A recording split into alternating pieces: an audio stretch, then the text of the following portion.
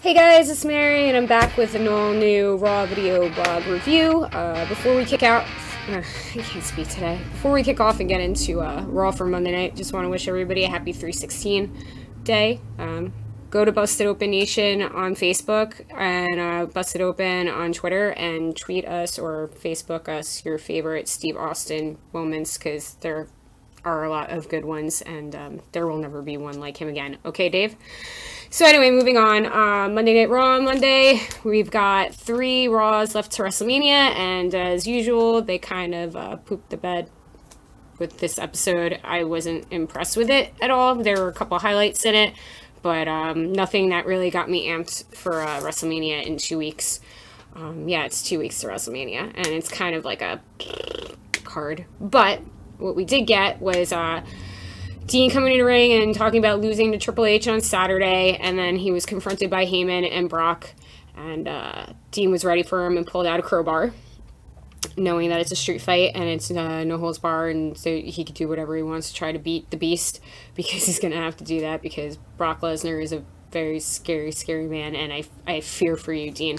But if anybody knows Dean from the independent scene when he was John Moxley, guy kind of knows his way around hardcore matches. So in that retrospective, McFoley showed up on Raw this week to talk to Dean about what entails going into a street fight or a hardcore fight, and that he is facing Brock Lesnar, so he's going to have to pull out all the shots.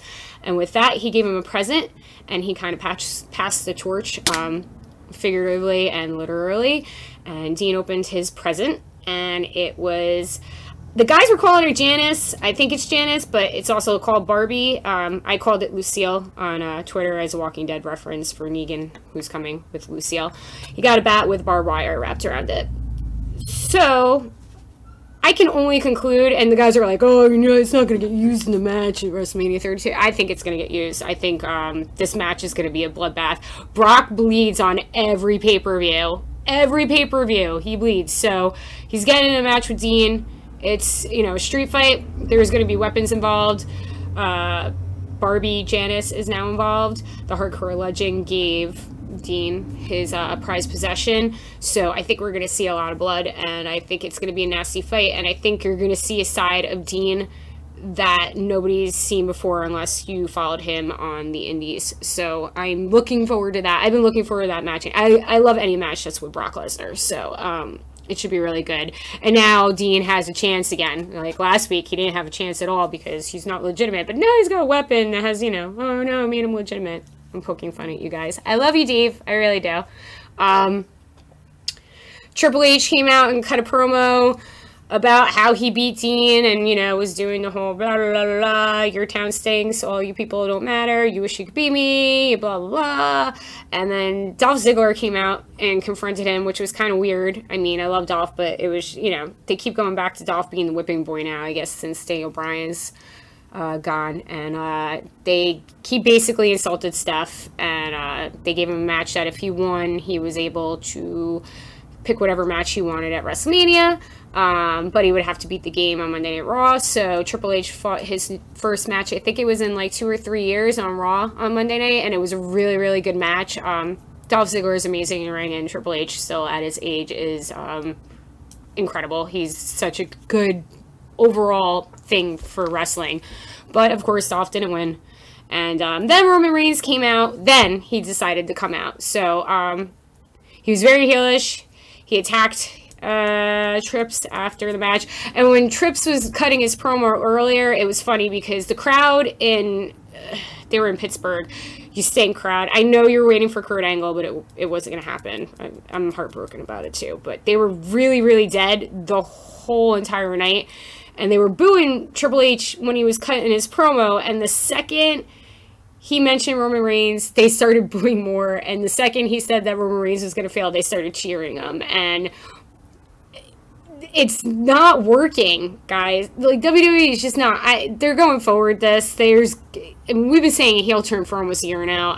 There's gotta be. Like, they can't, I don't even know. I'm at a loss for words for it, but it's very, very clear that the people do not like Roman Reigns. So we'll see where it goes. But he came out and he beat the crap out of Triple H, and it was a good beatdown, but nobody cares. Nobody likes him. Like, they want Triple H to beat him. He is going to get booed.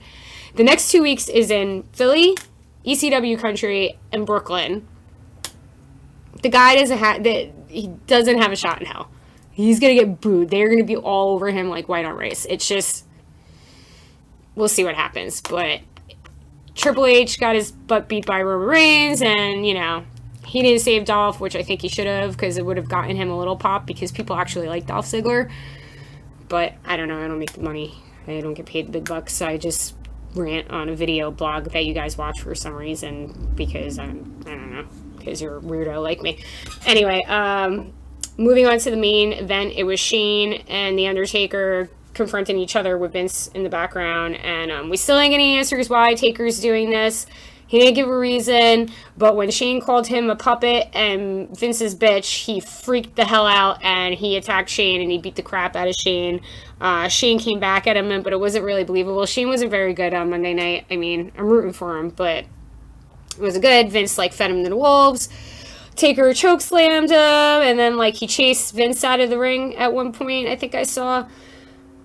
It didn't really, if Taker would have given a reason why he was doing it, then it may have, like, it would have been a little better. But the fact that he got pissed off because Shane said he was Vince's bitch and that he wasn't a puppet for anybody, then why are you doing it?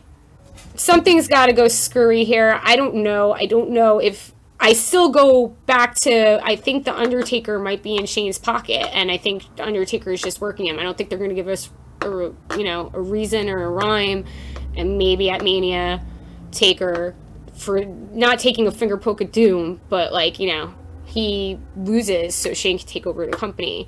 Maybe Shane's still in cahoots with his dad, so they get Stephanie and Trips out of power.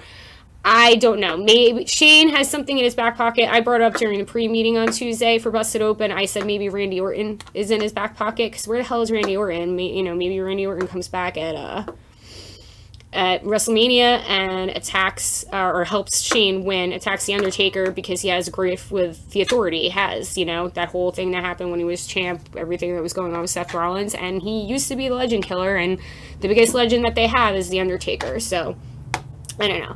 Quick note, Neville got injured during his match with Y2J. Y2J being, the veteran, noticed it and the ref didn't, so good call on Y2J, and he still turned it into him being a really, really slimy heel, which he's awesome at. Get well soon, Neville. The injuries just keep piling up, people. Gotta do something. They gotta start focusing on the people that are there. And with that, follow me on Twitter at mayor_bear. Follow Busted Open at Busted Open Radio. Follow us on Facebook at Busted Open. Follow us on Instagram. Follow us on YouTube. Follow me on my YouTube channel, Mary Grader. Listen to Busted Open Monday, Tuesdays, and Fridays from 2 to 4 p.m. The banners for WrestleMania on the website, BustedOpenNation.com, which you should be on right now if you're watching this, will be up this week. And 2 weeks to WrestleMania. Get psyched, guys. Have a good Austin day. Peace.